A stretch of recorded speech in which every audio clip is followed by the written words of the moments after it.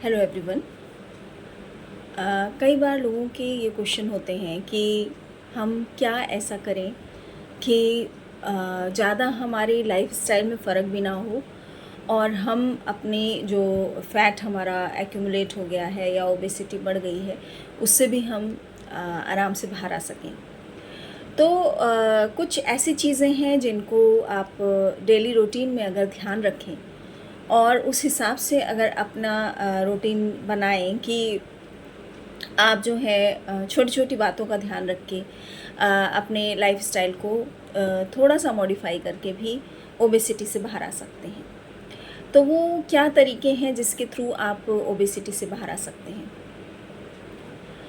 अगर आप जान रहे हैं कि वेट बहुत ज़्यादा बढ़ गया है और आप के पास उतना टाइम नहीं है कि आप इतनी ज़्यादा जिम कर सकें या बहुत हाइपर एक्टिविटी कर सकें, और आप वेट लूज़ करना भी चाहते हैं, तो उसके लिए सिंपल सा एक तरीका है पोर्शन कंट्रोल का। आप माइंडफुल ईटिंग करें। जो भी खाना खा रहे हैं, जो भी चीज़ें खा रहे हैं, पहली बात तो हाँ, थोड़ा सा ध्यान ये आपको ज़रूर रखना है कि जो पैकेट फूड हैं बाहर के या फिर बाहर के खाने हैं उसको आपको अवॉइड करने की ज़रूरत है। उसको तो आप बिल्कुल भी छोड़ दीजिए। जो बाहर की चीज़ें, आप बहुत ऑयली चीज़ें खा रहे हैं, अगर आपको बाहर खाना भी पड़ता है तो कुछ ऐसे ऑप्शंस लें जिसमें कि कम ऑयल यूज़ होता है, स्टीम्ड होती हैं। जैसे कि आपका इडली हो गया या आपका डोसा है, वो कम ऑयल में बना हुआ जो हो, उस तरीके की चीज़ें खा सकते हैं। या फिर आप कुछ इस तरीके की चीज़ें जिसमें कि आपको पता है कि वो फ्राइड नहीं है, सिंपल फूड, सिंपल रोटी दाल सब्जी, इस तरीके की चीज़ें खा सकते हैं जो कि एक बहुत फ्राइड वाली ना हो, सिंपल बनी हुई हो, ऐसी जगहों से खाना खाइए। दूसरी चीज़ है कि अगर आपको पता है कि आप 4 रोटी खाते हैं तो आप उसको रोटी का अमाउंट थोड़ा सा कम करने की कोशिश करिए, जैसे कि 4 की जगह 3 पे आ जाइए। और अपना दाल वगैरह साथ में लीजिए, सब्जी लीजिए, सैलेड लीजिए, सैलेड का अमाउंट बढ़ाइए। फाइबर आप जितना बढ़ाएंगे, एक्यूमुलेटेड फैट उतनी जल्दी आपका रिड्यूस होगा।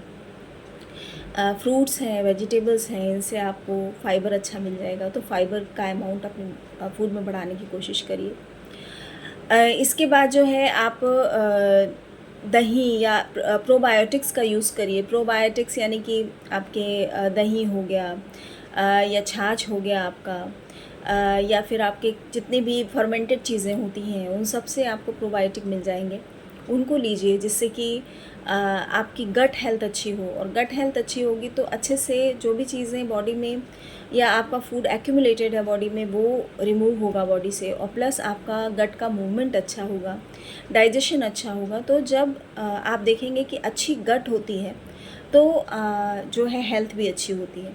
तो प्रोबायोटिक्स को भी अपने फूड में ऐड करने की ज़रूरत है, और प्रीबायोटिक्स को भी, जितने भी फाइबर फूड हैं, चाहे वो होल ग्रेन्स हों, चाहे वो आपके वेजिटेबल्स हैं, फ्रूट्स हैं, इन सब को आप ऐड करिए जिससे कि जो प्रोबायोटिक बैक्टीरिया हैं आपके गट के, उनको फूड मिले और वो अच्छे से ग्रो करें और आपका जो गट हेल्थ है वो अच्छी हो सके।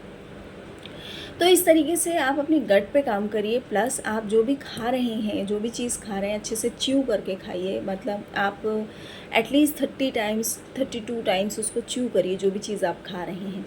जिससे क्या होगा कि आप जो है उसको अच्छे से जब सलाइवा मिक्स करके खाएंगे तो आपकी जो सलाइवा है that is alkaline in nature, तो आपकी बॉडी की एसिडिटी नहीं बढ़ेगी, और एसिडिटी की वजह से बहुत सी जो प्रॉब्लम्स क्रिएट होती हैं, या ओबेसिटी की प्रॉब्लम क्रिएट होती है, या फिर बोन्स में प्रॉब्लम्स क्रिएट होती हैं, बाकी भी एसिडिटी की वजह से किडनी की, लिवर की प्रॉब्लम्स क्रिएट होती हैं, तो वो सब से भी आप बच सकेंगे। तो इस तरीके से अपने फूड को मैनेज करिए। और साथ में कुछ फ़िज़िकल एक्टिविटी, अगर आप कुछ नहीं कर पा रहे हैं तो एटलीस्ट रात में आपको हाफ़ एन आवर या 45 मिनट्स की वॉक बहुत ज़रूरी है। हाफ़ एन आवर से शुरू करिए।